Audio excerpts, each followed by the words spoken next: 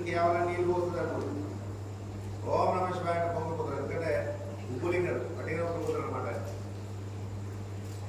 విష్ణువు తులసి తులాభారంలో శ్రీకృష్ణుడు తులసి పెడితే పొంగిపోయాడు. కానీ ఈ అట్లా పొంగేమని కాదు, నాకు అన్నీ కావాలి. ఎన్ని కావాలంటది? అన్నీ కావాలి. అందుకే చూడు గాజులు మేము కాంప్రమైజ్ కావండి. ఎందుకు కావంటే ఆ గురించి మాకు ఎవరి గురించి తెలుసు, అమ్మ గురించి మాకు తెలుసు కాబట్టి మేము